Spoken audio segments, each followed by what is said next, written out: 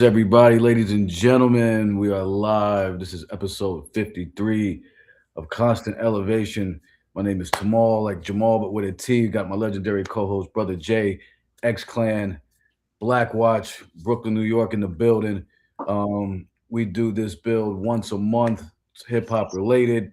Get into a lot of different things. All of our prior episodes are on the Carrying the Culture YouTube channel, and we are ready to rock. You doing good today? I'm good, my lord, man. I'm good, man. Or let's get it. Let's get it. Let's get it. I think make sure we're live because sometimes that is all right. Yeah. So all right. Thank you for. I love Chat GPT now because I just get these topics like crazy. I ain't gonna even front. I see Uh, it coming out and shit. yeah, and then but it's cool because it sparks more for like I'll be like, oh, I didn't think of that, and then so I'm definitely good tool for what we're trying to do. Not I don't know fuck shit. So um yeah, so tonight's topic is an interesting one. I really wanted to get your take on, and the title is hip hop movement or market, and I'm definitely curious to see where you go with this. But what but what I wanted to do when as far as starting this goes, I wanted to because I don't know if I've ever talked to you about this before, like this particular thing I'm going to ask you. Let's start in the like when you were. I mean, you're a few couple years older than me, but let's start when you were young, or when like your first exposure to hip hop, whether any of the elements or whatever it was, Right. and what are your earliest memories of of hip hop? Like as far as it, because we know it. I mean, as far as I understand it, it started.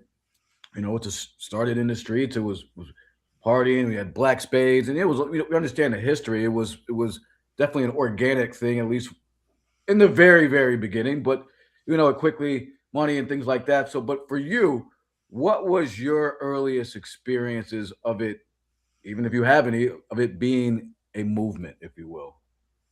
Well, I think I first recognized hip hop as like a peacemaker or a Hmm. treaty between our parents and our generation, and the children's generation. So, for instance, when the parents, when the local Catholic school had a party or a jam, and the parents were watching being the security, and the kids just want to experience the party without the bullets and the madness and the crazy. The parents started securing um, parties for us. You know what I'm saying? So we can get that and not sneak out of the house and try to go to the clubs that we were too young to be a part of. So it was kind of like a treaty or so between our generations, like them teaching us how to rock to the music that they grew up off of. So you know what I'm saying? So I experienced it like that before it became a movement for me later down the line and whatnot. You know what I'm saying? So I didn't have to go and sneak into clubs and to get in trouble and stuff. The parenting around my neighborhoods will always make sure that we had a spot to go to and basically for them to secure, man. So that was a different era.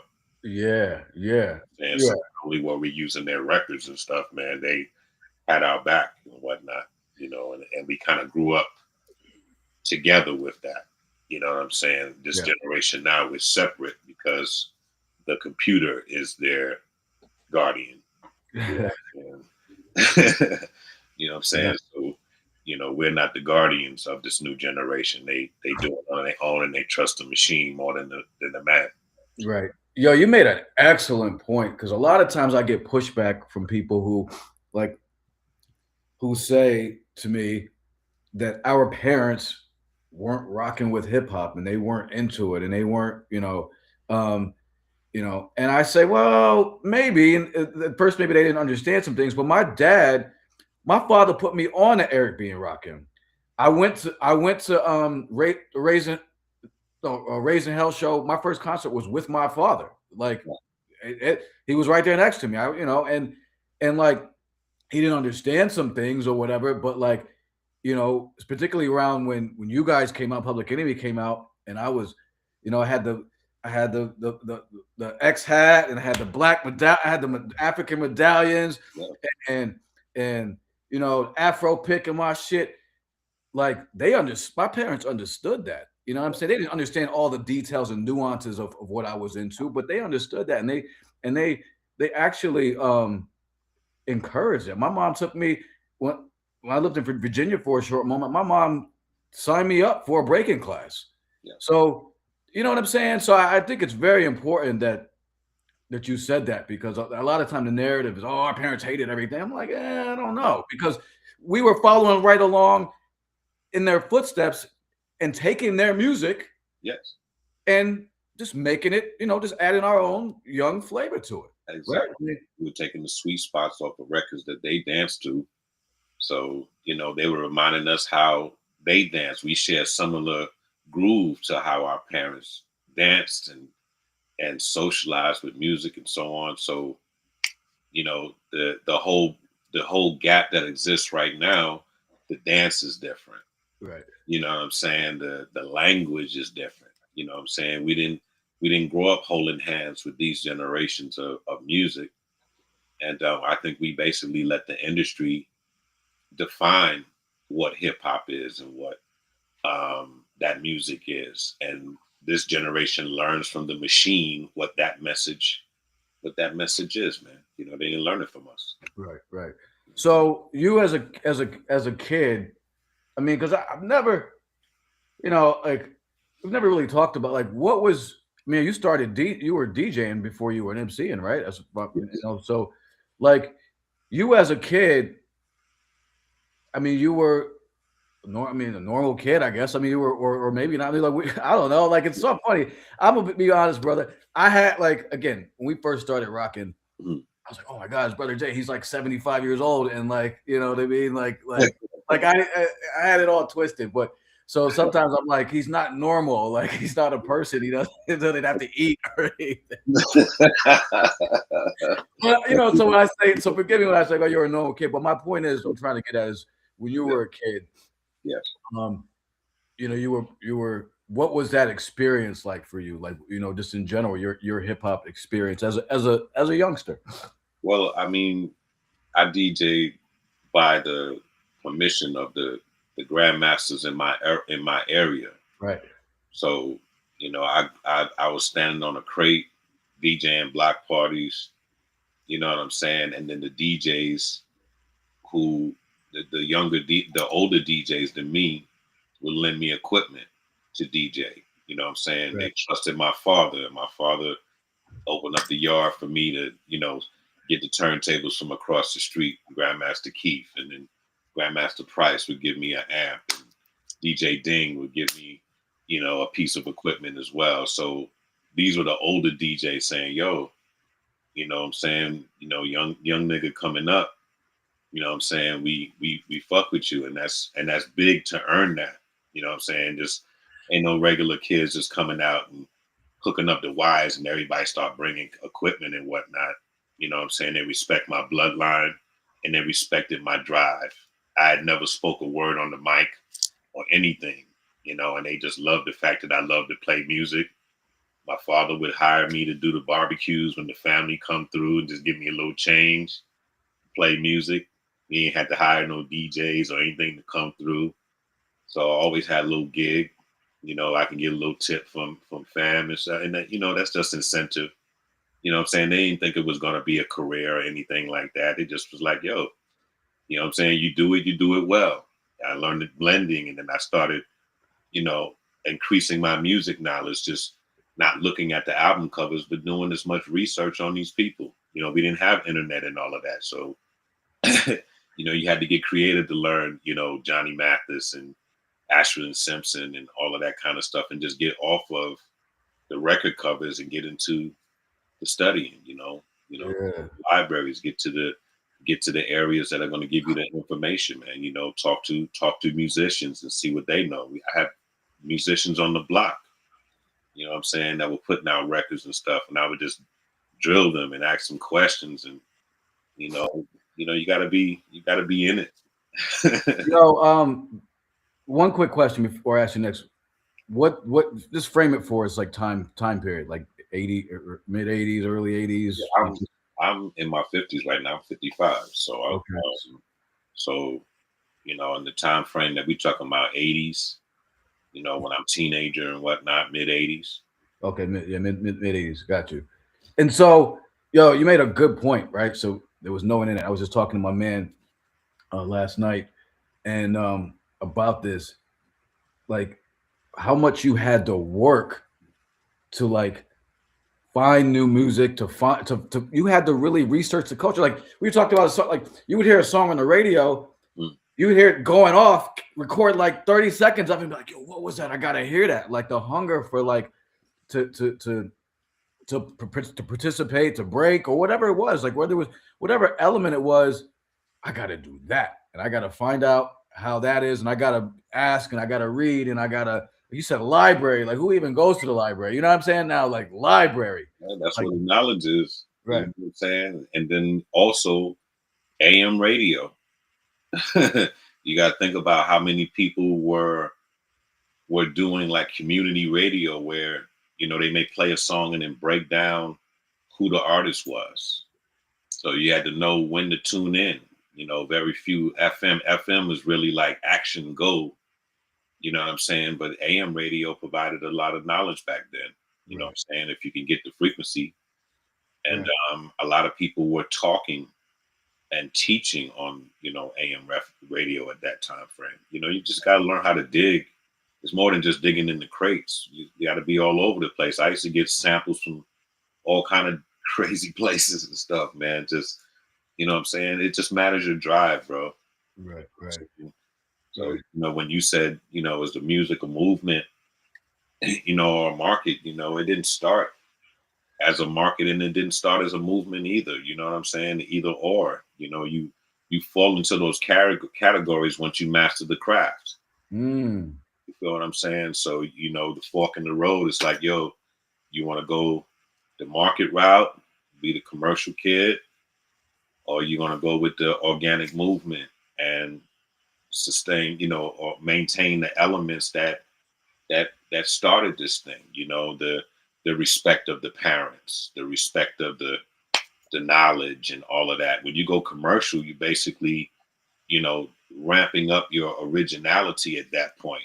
You know what I'm saying? There's not too much biting off the records and whatnot. You got to really create your own to create your own signature. You know what I'm saying? If you maintaining in a movement fashion, you just keeping the tradition, of the digging in the crates and the love of it and all of that emotion that you have. There's really not too much emotion in the market, dog. It's either you're a hit or not. yeah. I mean, emotion comes, I guess, when you get that, if or when you don't get that bread. Like, I mean, you like either happy or you know Yeah, what I'm saying? yeah, man. There's not too much money in the maintenance. You know what I'm saying, of the tradition. Yeah. That's why when you see the people who have chosen that commercial field, they're constantly pulling their brains for an original cut or taking something that is old and then upgrading it, to the time frame. They pay attention to those increments of time. Like it's a trend now, and people are doing this now, and you got to keep flipping. If you just maintaining the knowledge, you just continue to expand the library, so to speak. You start to teaching. This is Brother Jay. This is Most Def. This is Roberta Flack. This is Gladys Knight, and then you're breaking down. You know what I'm saying? There's not too much money in that knowledge. Serious, dog. You know Yeah. what I'm saying? Yeah. So, Yeah. the movement is never an attractive thing to people because it's not something that sparks that bread right away. There's money involved, but it's not the billions and billions of dollars that are being made in the industry now, man. If you really got it to where you are like a modern day Stevie Wonder and you writing songs left and right, dog. You know what I'm saying? Rightfully so. Get that commercial bread. You know what I'm saying? And hold it down. Right. So it's not a good or bad. It's just an option. It's not. That's why I tell them don't fight and don't war. because cats miss a certain era or whatever. It's just that things evolved, and some people chose to stay country with it, and some people chose to go to the city. You know what I'm saying? Yeah, So, yeah. Yo, what was like? I'm trying to picture this like you 13, 14, because I know it was young when you started DJing.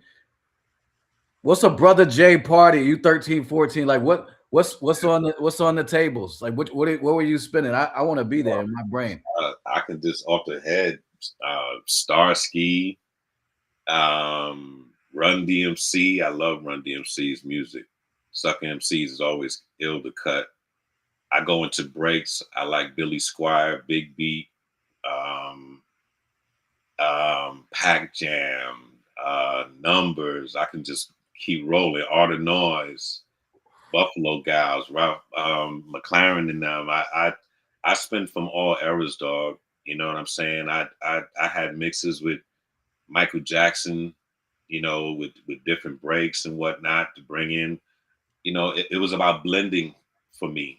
Before scratching, the turntables weren't really solid enough for you to catch a real good scratch. You had to know how to layer your shit with a record underneath, or stacking your mats correctly if you want to scratch. But when you're doing a party, there's really no need for you to be Grandmaster Flash. Right, The thing is to keep people on the floor, and that added to me when I started learning how to rhyme, because your bars have to be magnetic enough to keep the people in front of you rocking. right, right, So the right. same kind of magnetism is used with the DJing and stuff. So my blending was something that I mastered. And that's something that the grandmasters taught me, because they weren't all doing the tricks and all of that stuff. Them dudes can rock all night. Yeah.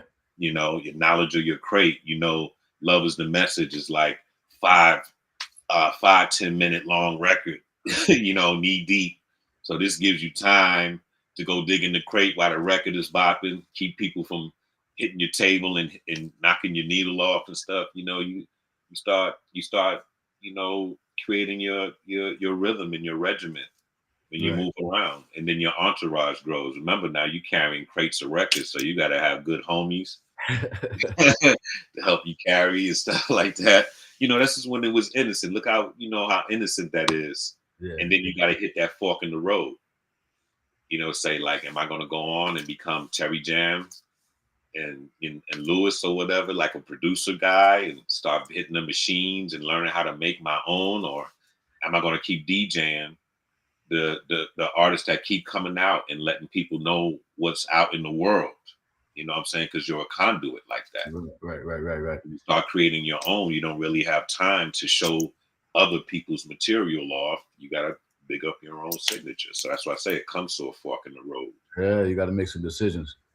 Correct. So there is a movement and a market, but it's not a bad thing. People look at it like, like, are they going to get old school on us and tell us that, the commercial guys are wrong? No, there's no wrong or right to that. You got to go where your DNA fits. Right. Some cats don't fit in that creative market. They can't get off of biting off of old records. So they don't have musicianship in them. It's not a bad thing. It's just that it's not their thing. Right. They'll always continue. I fight with producers to this day. It's like, stop sampling for 5 minutes. After 30 years of rocking, 20 years, whatever it is, give me an original bass line that came from you. Don't borrow from the AI. Sit down with a guitar one time and see what you can do. By this time, you probably have learned notes and don't even test yourself. By just always hitting the beat machine, or starting to let the computer do for you. Pick up an instrument. You know what I'm saying? And see what you got. Because by this time, you're probably a better musician than you know. Then you even realize your sound, your ability to pick up sounds and understand different things, sequences and stuff. It's because you're doing it, but you don't even realize it. Yeah, that's a good point, man. I've ever since you first said that to me about sampling, I've looked at it differently, and I appreciate it because, like I sampled when I made beats and stuff back in the day, but I made this. My friends and I, we made beats. We took instruments that we didn't know how to play and started trying to play them. And that gave us more range. Like our samples were just I sampled just for like sounds, like different. Like Right. I didn't sample You like was chopping. yeah, I didn't sample like whole drums. I thought that was crazy. And it's for me, I didn't. It's not something I did, but I get it. But I appreciate you always talking about like create some music from scratch on your own. I really You know, man. You know, it's about that time. You know, after you so many years of borrowing everybody, how would you feel if you made 10 beats and then somebody started chopping your stuff and not listening to your composition? You know what I'm saying? You got a full composition and somebody just listens to you, find a little sweet spot and just keeps rolling.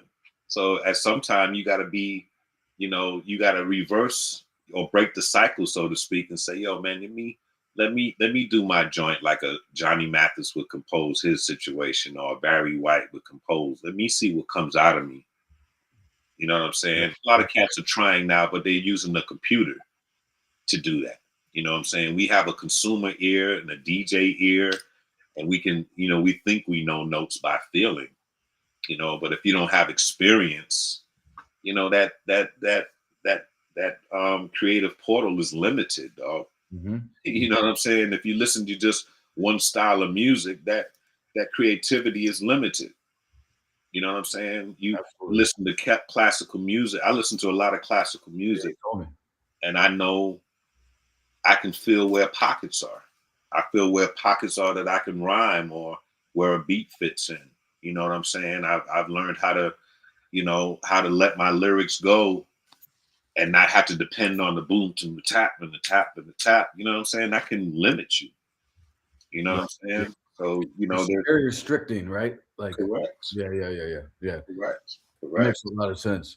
Yo, my mom forced me when I was in third grade. It's like, like schools come around to pick an instrument, right? Like she's, and so it was either band or orchestra. And I always did the different shit. I was like, everybody did band. Fuck these niggas. Like I'm gonna go to the orchestra. Like, Yeah. and I learned how to. And I picked up the violin. And I played the violin for 10 years. And it was a love and hate thing because I was being first it was something I was told to do, but I started liking. I got pretty good at it, but it changed. It changed how I listen to music. Like it being involved in that, playing classical music and playing some of like the great other compositions of other different stuff. It changes you, and I'm glad you just brought up that point, like listening to different stuff. Being like it's I'm so grateful for the the year I spent in college when like I had my black friends, my white friends, and I was listening to all this rock, this 90s grunge stuff, and Nirvana and all this stuff. And it was great because it just opened my whole realm. You know what I mean? So it's a good point there. Yeah, bro. You gotta be universal in order to relate to the universe. Ah. Hey,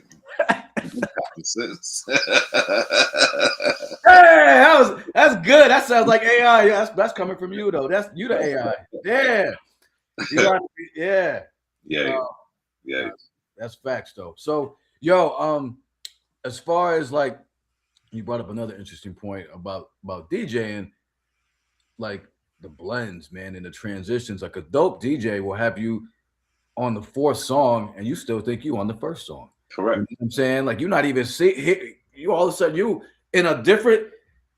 That's my favorite shit. And I've interviewed a few of the executioners that they cut it up on the turntables and stuff. And Rob Swift and Mr. Sinister, and I asked them, I said, yo, like, what's the importance of being able to rock a party? And they were like, look, we do all this stuff.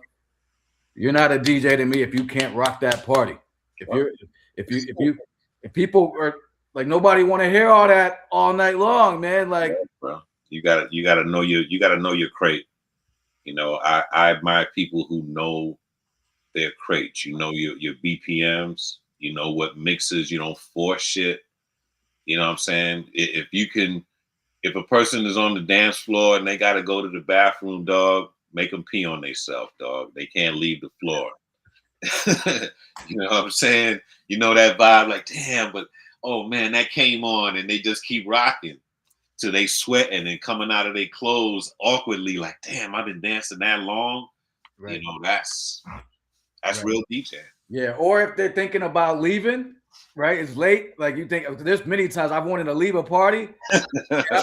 Even a couple weeks ago, I was with my wife. And I'm like, damn, we gotta go. I gotta be up early. I'm old. You know what I'm saying? I'm like literally heading to the door. Yes. I'm like, Something. turn right back. Bust that Yui. Nah, and you get that second win. There's times I've been fellas fall asleep at clubs. It'd be 3 a.m. Yes. And I'm up. Let's go. Exactly. So those are the traits. So, yeah. So like I said, those elements relate in the marketing world when you create a song that makes a person sing when they're in the shower, take it to the workout. It's the same thing as the DJ keeping them on the floor, but now your creativity is keeping that person in a mood or a theme of whatever the song is. So if it's a Celine Dion song, it makes you feel like the great warrior with the sword or whatever it is. You know what I'm saying? And you know, when people when you make a song by theme, they should always feel that when they hear that. So it's along the same lines of the DJ carrying the movement of music. You want to keep reminding them why music is beautiful, why it's great, why you should always stop and tribute with dance. So it's the same elements, but like I said, it's two different roads. Right. You know, doing one for profit to get to a mantle to establish a signature, and then the other one is carrying the stream of what has been and what's current and what's coming to the future. That's a job. You know, that's why I never shit on the young heads. You know, you'd be surprised at some of the cats that I be choosing. I know. I mean, like what? Yeah, but yeah. Because I don't listen to it all the time. So when I come back to it, I can say, damn, you know, Lil Wayne has improved. Right. You know what I'm saying? Or De La Soul has improved lyrically, you know, boom, boom, boom. Because I'm not all the time oversaturated to where I'm tired. Like, let me listen to 10 hip hop jams today. I can go in there with a full mind and be like, damn, I haven't heard no banging ass hip hop. I wonder what's cracking right now. Right. And, you know, and the new generation start to develop because when this new wave of music started, it sounded very nursery rhyme. So after a while, when you keep doing that, you find other ways. You start finding different ways to drop that shit. You know, you compare it to basketball. Everybody was mad, like, damn, the center is shooting threes. You know, and and now you look for them to shoot. Right. They're like, he's a 6'10", he can shoot the rock. You're like, what? That was never a thing back in the day. Yeah, that's the power of humanity, though. We have the power to adjust and then evolve. You know what I'm saying? So we can't diss the evolution of music. We can't just say, hey, I'm a DJ and I just play the oldies. No, dog, you gotta play all the way around. You gotta keep us hip. What is hip hop if it's not keeping us hip and abreast of what's happening? You know what I'm saying? It's not just hip hop is not just the sound of a break beat and the boom bap and the whatever. It's whatever is in the stream, evolving and adjusting to the time. So we have to, you know, we can't make it mean, you know, oh, that's rap music and this is hip hop music. Stop dividing it, dog. You know, it's all wordplay and rhythm at the end of the day. You know what I'm saying? But they just are different responsibilities in the stream. Who is maintaining and who is creating a new signature for us to study. Right. You made a good point earlier about like the DJ, you know, putting people on, and the DJ used to break records. That was the point of the DJ. Like I mean, even back in like 90s, you know, I mean, there was a lot of like, you know, mixtape DJs. I mean, even just going all the way back, the DJ broke the music. Yes. And I feel like that's really, really gone as far as hip hop culture goes. What's your thoughts on that? I mean, because I don't really see DJs breaking music anymore. Well, as I always tell you, dog, cats, when you make a record, you gotta have money to pay people to spin your shit. Yeah. You feel me? back to Unfortunately. you gotta pay, yo. If you want people to run your shit, yo, that you doing the park jam this weekend, yo, can I give you $20 to spin my record two or three times? Can I give you $50? You think you won't get played? Homie will play you all day. Give him a bag of herb and $50, and he'll make you famous in the area. People don't do that homework. They think they just, I made a record, so you should play it because I'm from around the way. No, man, tip me. I'll play you at all my parties. Every time you see my flyer and you tip me that $20 to $50 just to play your shit a couple times, you'll be the number one dude in the neighborhood. Mm. Feel me? You know, old-fashioned street marketing, dog. It's no different than hiring a national DJ service or whatever. They doing the same shit that you are doing. Okay, we got this new record, Busta Rhymes. He just dumped us 10 racks. I want all my DJs in Cali, that Drake show. I want that covered. I want 3 playing. I want 3 times playing there. I want the radio stations that we have in our shit. I want them running it as well. Here's your tip. It ain't no different. Ain't no different, brother. Am I crazy? No, you're not crazy. And that's the unfortunate part of what you're telling me. And you took our conversation and brought a hard dose of truth to that motherfucker. Like, but that's real though. I mean that's real though. And basically you're saying like the paper play is kind of always, in some ways, always kind of been there. And to a certain extent.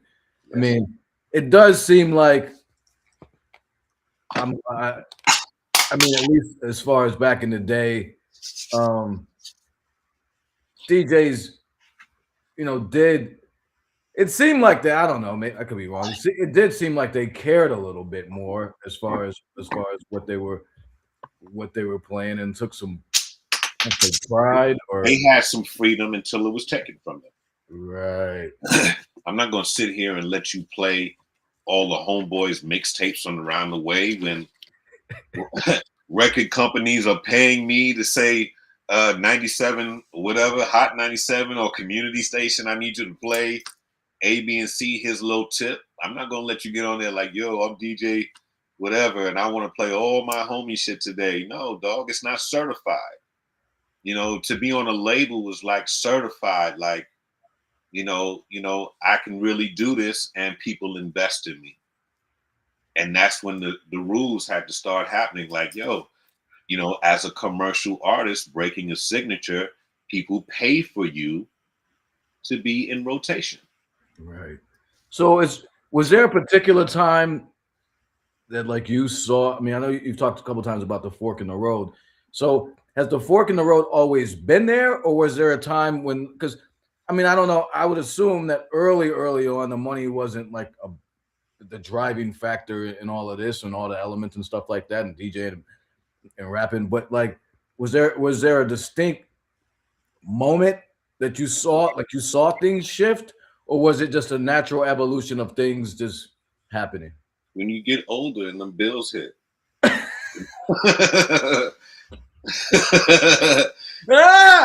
Real talk. Little kids standing on the crate, got to go to school in the morning is different than the electric bill is due, gas bill is due. Is this a hobby for me and I just do this on the weekends, or am I a musician now? Am I touring? Am I, signing those contracts? The reality, not the delusion now. Because a lot of cats never got out their lab to get out into the world. So, is that delusion or the fact that you didn't have the right personnel around you? We speak about that, the levels of management and building your team and stuff like that. So, if it's real deal, then other human beings should believe in you, directly around your way first before you reach out to investors. If you ain't got no love for where you come from, what are you trying to do? Trying to capture the world? That doesn't make sense. If you can't just gather the cats of where you made it to say, yo, that's dope. That really represents, where we're from and who you are as a unique individual. If you don't have that support, then how do you hope to gain the world's trust? Right. Well, you kind of trust, you test yourself there. So when you're starting, bro, it's innocent, you know. But when you get older, it's like, damn, I'm no longer the teenager or the young head standing on the crate. I'm now standing at the fork of the road. Like, is DJ like, you know, every other Saturday, or I just do it in my basement for my friends, or is it something to where I can go get some paper for this, make a name for myself? You know, that fork in the road has many, you know, many lanes. Yeah, yeah. You know, Yeah, once the forks become they separate and become more forks, right? you Almost. correct, Yeah, correct, correct. yeah. You know, because you don't get directly to the top of the commercial market when you decide to make the turn. Now you got to handle all the wines and stuff that come with that side of the road, the paved road, and if the carrying the you know the movement side is the dirt road, you got to be ready to go off road. It's not friendly. It's not paved. You know what I'm saying? So it's a little different. Bumpy ass ride, huh? Like, Exactly. Is your vehicle prepared to make that decision? Do you have to back up and say, yo, I'm a better musician? Or is there a turn up here where I can get onto the other pass to go back across to the other lane? I learned something. You know, you gotta, know where you're headed. You know what right. you're looking for. Some people need a little bit more of that off-road time so they can learn how to be more grateful when the road is paved. Mm. They don't get enough of that off-road time. You know what I'm saying? They see it as, once I go here, I can never go back, or once I go commercial, I can never go back. A lot of pop artists are being more humble than they usually are. You know what I'm saying? When you start seeing some of those big names start DJing and shit, that's them going from the commercial life. I want to go off road. I want to DJ in a bar full of drunk ass people who love everything that I put on, and I don't even have to say a word as a vocalist. You know, so you see Badu DJing, you see DJ Snoopadelic, you see all these, legends. Just want to go to a place like, I don't want to sing. I just want to play music, man, and cats give me that same energy as when I'm vibing and whatnot. I want to carry y'all into my library, my playlists and shit that I fuck with. You know what I'm saying? That's coming back. Yeah, yeah, that's a good point. That's a good point. I mean, Yeah. so you don't think was necessarily a distinct shift in like the whole overall aspect of hip hop? You think there was always going to be um, different lanes and or different movement and market. I mean, yeah, movement and market. Like you think that was it's always kind of just been there. You're saying? Yeah, it's always been there. Yeah, And they don't analyze it like how we talking about, but it naturally happens. At some point, you have to make the decision. It's a fork in the road. So either you crash or you make your decision. So it naturally happens. right, right, right. You know what I'm Yeah, saying? You're not gonna sit there and fool yourself like, I'm a great producer. I'm a great producer. It's either you make that decision and dedication or not. You know, if you're gonna maintain your DJing, it's a decision that you make. Like, yo, man, I still go do parties, every once in a while to rock my folks and whatnot, and that's enough for me. right, I'm right. saying, you get over yourself, and stop chasing a dream that's making you crash and lose money and lose time in life. You know what I'm saying? Be true to yourself. Everything you want is not necessarily what you need. Right. Yeah, there's a lot of honesty. I mean, that's a big thing. I've talked about this a lot with people, like just being honest with yourself, right? We talk about the star in your own head, right? You know what I mean? Just being like realistic, because I mean, I've always said people push back when I say this, but like not like you say you can do anything, dream big, do anything. No, you can't. Like no, you can't. Like I'm 5'8". I realized that I've been 5'8" forever. Right. I thought I was gonna be taller. I realized very quickly when everybody else was hit their growth spurt, and I mind what happened when I was in like third grade or whatever, that Right. I wasn't going to be playing professional basketball. Correct. Correct. No Like, matter what you do. I felt the same way. I felt like I had ups. Once me I too. started dunking on folks and copping boards and doing whatever, I thought like, yo, I'm going to the NBA. No, dog, when you go to that tryouts and the point guard is like 6'2", and you talking about you like 5'11" and shit like that, you can have ups all day, but you're gonna have a hard road, dog, when the Real players come out starting 6'4", 6'5", and got double your ability. The reality has to sink in. Right. You know what I'm saying? You're not gonna be around here rhyming around the way and then feel that you can go into a battle where all the city is coming into one place and you like 1 of 5. And you gotta realize, like, damn, am I ready to represent my borough as a voice of my area, of my upbringing? You know what I'm saying? That's a lot because there's millions of people like in a city like New York. You know what I'm saying? You think about it, being top 5, top 10 in the city. That has to be a lot. What kind of impact? What kind of pen writing and dedication to breath control and stuff do you have to do that to come out like that, family? Right. Right. That's different. Right. Yeah, and take some honesty and some real hard conversations with ourselves. And if we have those, then we'll be in a better place because we'll make some better decisions, right? And we won't waste time. You know what I mean? Like, I always say, like, some ideas just aren't good, man, and that's okay. I think it takes some intelligence to like realize, and having good people in your corner to maybe help you realize. You can't be yes, man. You got to have a solid A&R that lets you know off the gate. No, this shit is whack. No, this shit is great. Period. And there has to be a reason behind their ear because you can't exist behind mood. You know what I'm saying? Somebody's mood, like, I don't feel like hearing that today. You got to have somebody. It's like somebody tasting your wine. You know what I'm saying? They have to have a neutral taste and neutral palate, to what's happening. So, they can't be someone who likes too sweet, someone who likes to sour. They got to be able to accept what it is. You need that music connoisseur like that, to put an ear on your music. Right. So it may not be anyone around your way. Like I send my music to people that don't like hip hop at all. If I penetrate them, their mental and their feel of music, they respect music, but they don't like the fact that hip hop borrows so much. So it's rare, it's almost like people redoing things. So they have formed like a dislike. Yeah. So when people come original, then they can say, oh, that's a great composition. You know what I'm saying? So where I was really like into breaks and different ways, like even the way that I flipped, I was talking about the Grand Verb today. People were so mad when I did that record because they felt like that's Rakim's beat. Right.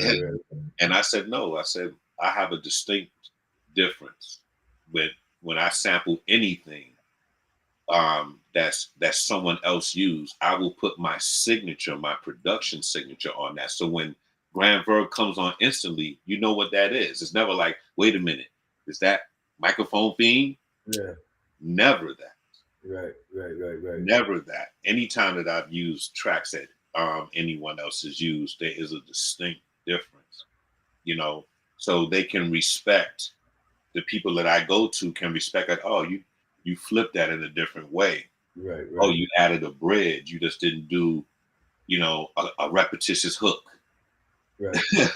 You did a total composition, bringing the samples in and out. When I did Funkin' Lesson like that, you know what I'm saying? I didn't have hooks. I let George sing in between. I had scratch breaks. I was composing with bridges because I was respecting people dancing to my record.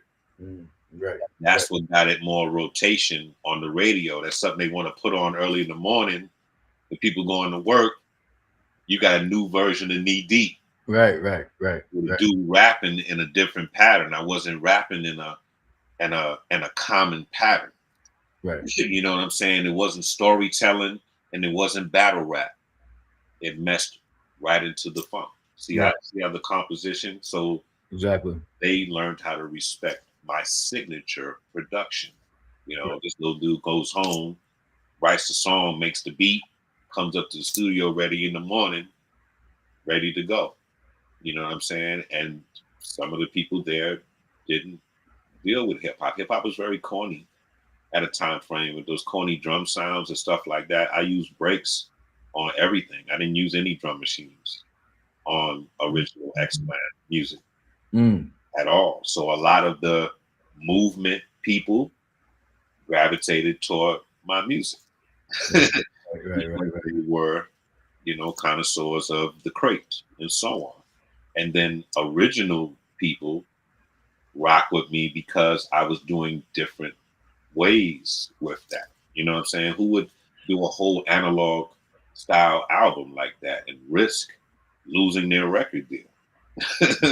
Right. You feel what I'm saying? I had a good engineer, so I was able to front and make the music sound as if we were playing it live. Mm.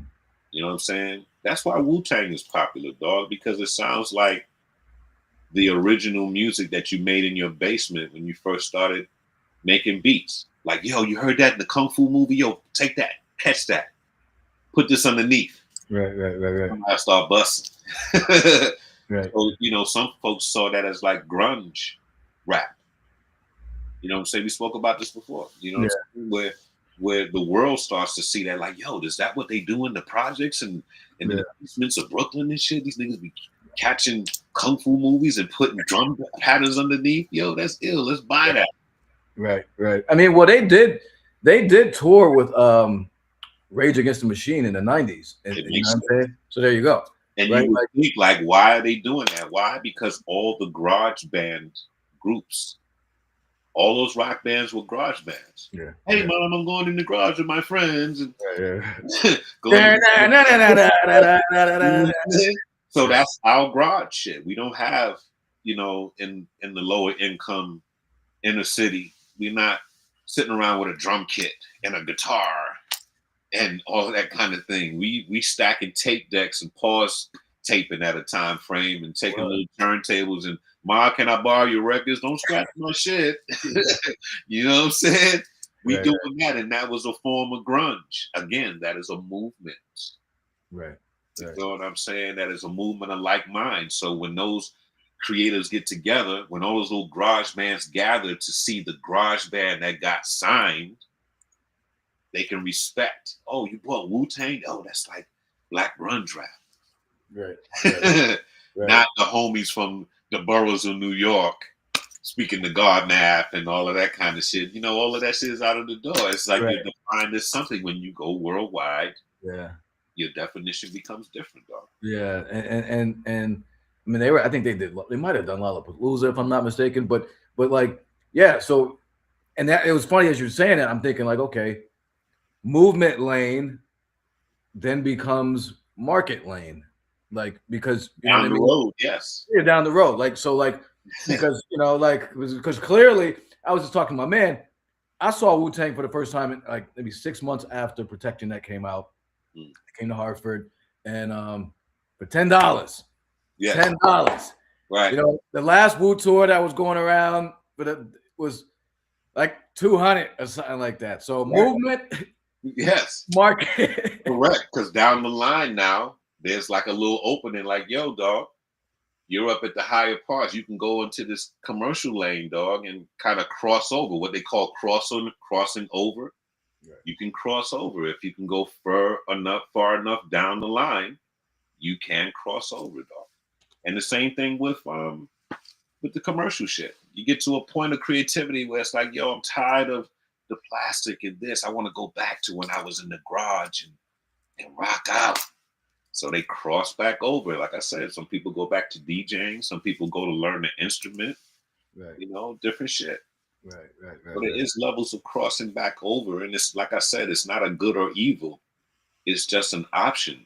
You know, you get more creative as you get older. What do you want to do with that time? What do you want to do with that life force, that creative force? What do you want to do with it? Do you want to continue to teach with it? Or you want to continue to create new? Creating new, man, takes a lot, dog. That shit could make, you know, pull your hair out, dog. You know, turn you gray before you know, because you gotta pull from not biting anything. You can be inspired by other shit, but you gotta make a brand new lyric that no one has ever heard, dog. That's a lot. Yeah. You know, I salute songwriters, man, who stay in an original lane and don't bite. You know, that's a job. That's why those people get paid a lot of money. You know, it's like write me a song for Stevie Wonder that, you know, Ribbon in the Sky that no one has ever sung before, or someone who wrote a Johnny Cash song, or or you know, or George Clinton as Atomic Dog. Who's ever created some shit like that and the beat is different? You know what I'm saying? Those dudes are amazing, and we take that for granted sometimes. You know, we don't give enough tribute. So some musicians come back to the off road and be like, "Yo, I need to study some of these records in my house a little more. I need to just stop writing for a month and just listen." You know what I'm saying? Sometimes I stop writing for 2 or 3 weeks and just listen. So when I come back, my original beats sound fresher. Like, whew, I haven't heard this in a long time, because usually I just leave it on repeat until it just embeds itself and I'm loose with it and so on. Sometimes I just shut it all the way off. I don't want to hear no beats. I want to hear classic music. I want to hear R&B. I want to hear rock. I want to hear punk rock. I want to just drown myself in all kinds of crazy shit. So now when I come back, I gotta say, damn, just on the raw without my vocal, is this beat strong enough to stand on its own? If I heard it, would it attract me? You gotta ask yourself all kind of things, because I'm serving a market with my signature voice and my signature lyrics. So what's underneath me has to last. So I gotta use knowledge from both sides of the road. You know, as I've been able to travel and cross back and forth. Sometimes you go on and off road in your shit. It matters how your vehicle is built. Okay. No, I mean, I love analogies. I mean, they always make perfect sense. And it's like, I'm thinking about, like, yeah, you better have some good suspension. You know what I mean? Like, but you better be able to have a good smooth ride. You know what I mean? Good tires. It's like all weather tires, right? Like, you know what I mean? Like, you don't want the snow joints all year round. Correct. But, you know, so you know, I certainly feel you. And you know, I always appreciate hearing this from you in terms of just, because it's all, you know, we have two different perspectives or just outlooks. You know, you've been an artist for over 30 plus years. Yes. And I've been a part of this in some way for that long, but like my music career was short and stuff like this. So, you know, the business aspect of it and the creative aspect of it, you know, so that's why I really wanted to have this conversation, because you know, like, you dip your feet in both lanes, and you know what I'm saying. And we've talked extensively about about the commercial stuff, the crossover stuff, and you know, and you've opened my eyes to a lot of things. Because it's funny, like I've always said, like, you blew my mind when we first started talking, and you were sharing some of these things. I was like, what? Like, he doesn't hate everything? Like, like, damn, can this show go on? Like, he doesn't hate enough. You know what I mean? Like, damn, I need more of a hater. But yeah, Cass would think I'm a grouch. Oh yeah. On what's happening with music, and I'm like, no, man, it all sounds crazy when it's starting, but as it evolves, people will shut the hell up and start listening. Right. You know, a little differently. So, you know, they hated this guy, and then now this guy is driving private planes and flying around the world. You know, niggas that we hated years ago are retiring now, selling their catalogs for $100 million, dog. So what's the use in hating? Why do you want to be in that lane? Like, you know what I'm saying? That's the wrong team and shit. Like, you know, people looking at you like, you hate money, you hate success. You know, what are we doing in this? So, you know, same shit. You know, I don't hate, dog. You know, I'm looking like, wow, how did you climb that ladder that fast?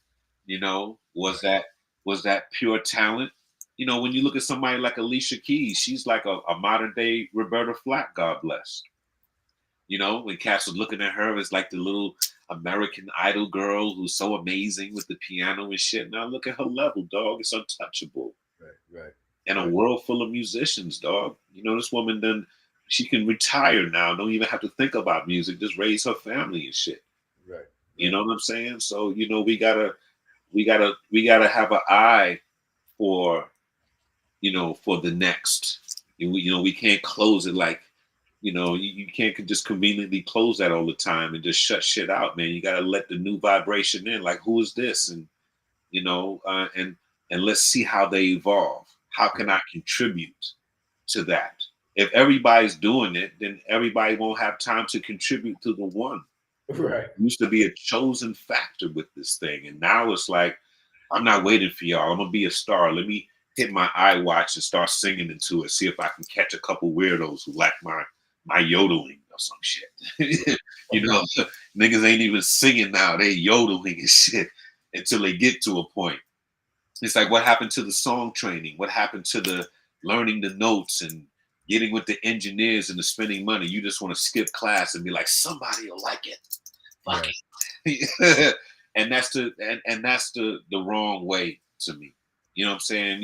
You get a lucky lotto every once in a while that'll slide through the cracks. You know what I'm saying? It's not to say that, you know, nothing is, you know, is impossible and all this other shit, man. But yo, man, you get so much further when you have skill.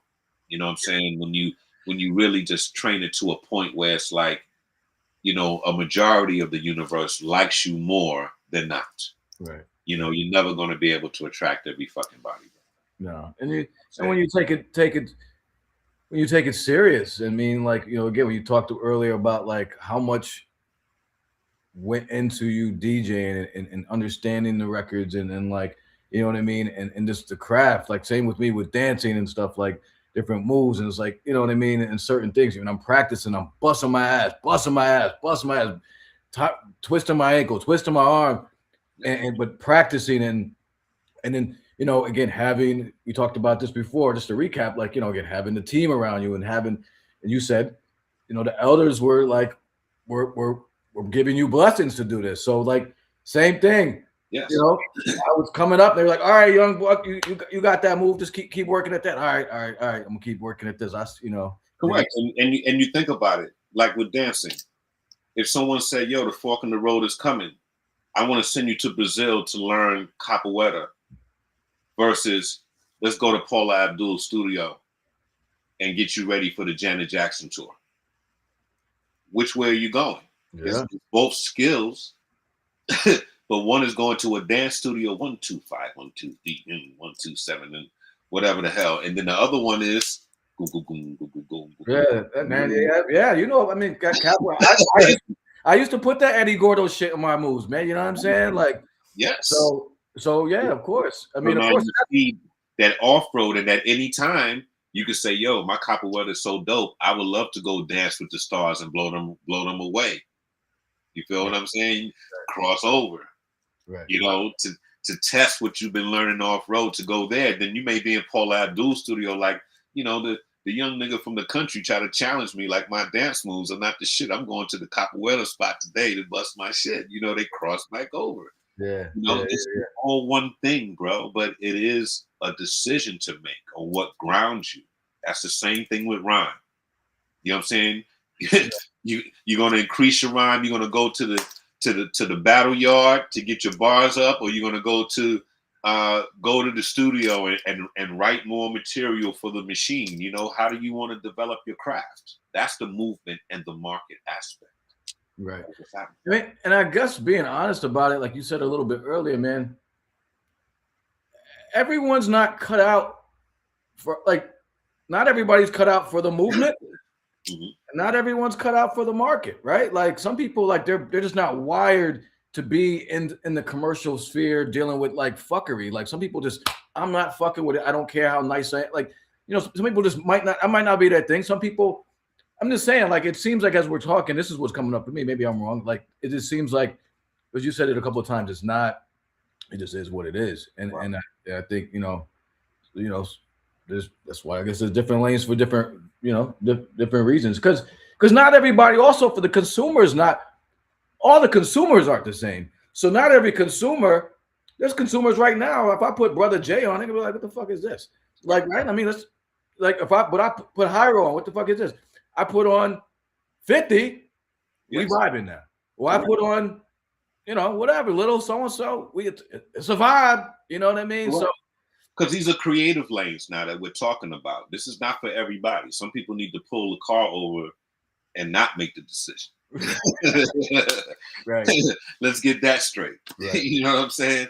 These are creative lanes. Like, where are you taking your creativity? You Right. know, there's no fooling yourself on here. You know, these are racing lanes. You got the little, you know, old school Datsun nigga, and this is a lane for the big trucks and the master whips going Right. up here. You know, Right. like I said, the quality of your vehicle is important. The quality of who you are and how you carry it is part of this thing. Right. You know Right. what I'm saying? So these Absolutely. lanes ain't for everybody. Right. Yeah. Sometimes the lane is get the fuck off the highway, like, Correct. and take another. Like, you need to go. You're on the wrong trail here. Like, you need like like Yeah, the we need FDR is electricians different. and plumbers and teachers. Like, Yes, like yes. The FDR is different than the Autobahn. You know what I'm you saying? feel me? Right. No matter Right. if you're doing 100 miles on the FDR, it's not the Autobahn shit, dog. So It's a you different. got to learn how to, you know, ride these lanes a little different. So before you choose off road or, you know, or the paved, can your vehicle withstand? Do you have the stamina? Do you have the endurance and the skill to whip in these roads? Right. Right. That's the question that Right. a creative person has to ask themselves before Right. they choose the movement or the market. So, Right. Right. Because you might be driving a Yugo and you trying to go to, like, you know what I mean? Like, like, yeah, you all fucked up then. So yeah. one quick question before we get out of here. I can't believe the hour goes by so quickly. But So, as an, I guess we both qualify as elders, kind of. I mean, are you as an elder now in this game? mm. Are you disappointed with hip hop overall? When if you take a step back, are you disappointed with hip hop where it is and how it is, or happy with it, or just indifferent, Uh, or does it depend on the day?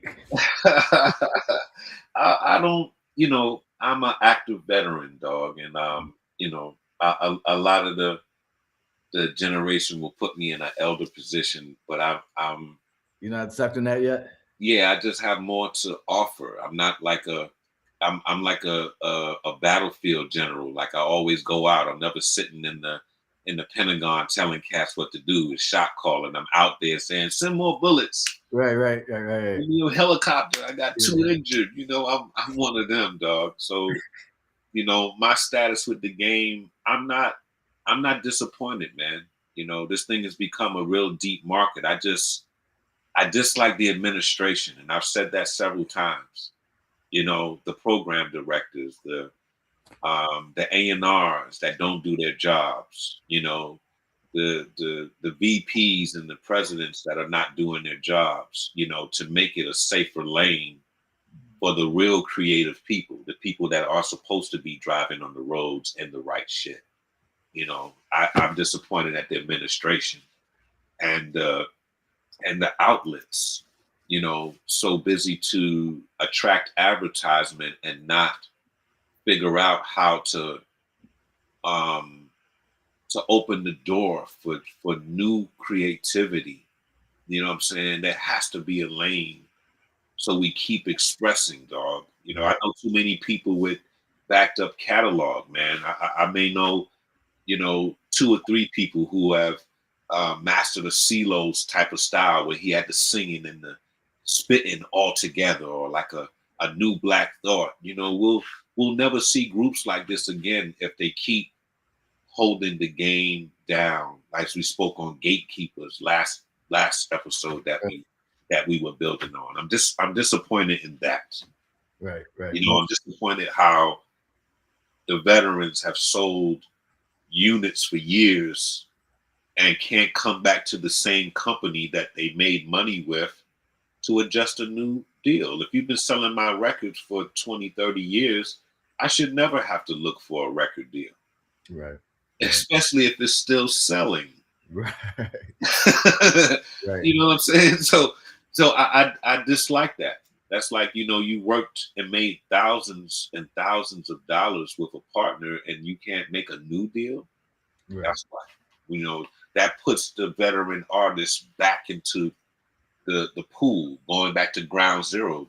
They shouldn't be grinding with someone trying to find a record deal today. There's no way in the world. You have disrespect of the veterans. And then for the ones that made it and became something else, if they went to acting and they have like millions of dollars and so on, you know, shame on them for not contributing to something that that lifts the veterans up who made bad management decisions or the contract wasn't right. You know what I'm saying? They're a business because they have catalog, and if they still have ability, they're a business. So why not invest in that? Right. Right. If they're worth it. Some people are worth it and some people are not. Yeah. Yeah. You know what I'm saying? So that's where I'm disappointed. My disappointment is complex, Right. but it's righteous. Yeah, I got you. I got you. That makes perfect sense, though. I mean, because we've long talked about the power brokers and all of this on all the levels, and just the fuckery that goes on there. So you know what I mean. It makes perfect sense. So it seems like it's always, in conclusion, it kind of seems like it's always been both. And Yeah.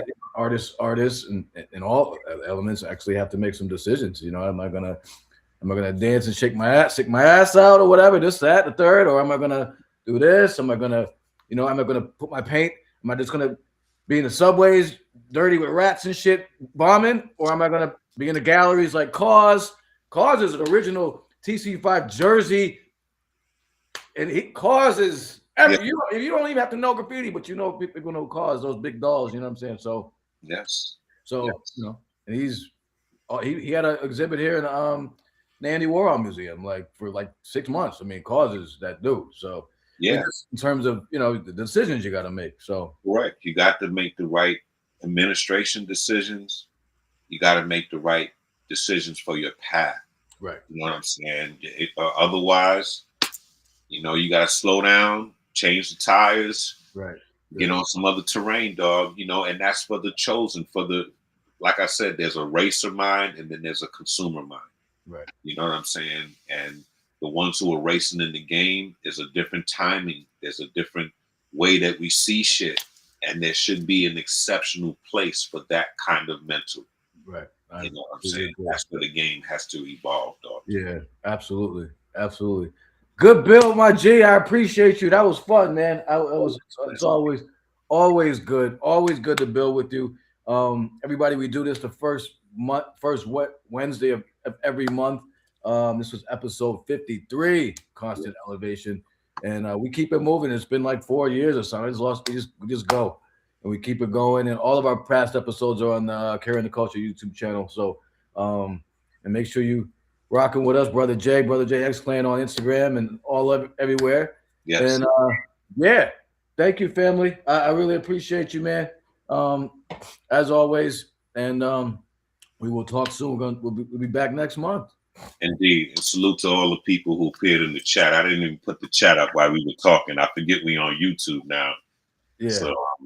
So big up to the people, man, that came through and build with us for the evening, man. Respect. Yeah, absolutely. And we'll get a clip of this up on YouTube probably within a week or so after wifey gets the edit done, and we'll get this up and it'll be on the channel, and we'll get it on IG. And we will keep moving. We'll see you guys next month for episode 54 of Constant Elevation. And Brother Jay in the building. Appreciate you, family. We will talk soon. Peace, God. Give your family my regards, man. Same here, brother. Have a good one. Blessings. One. Peace.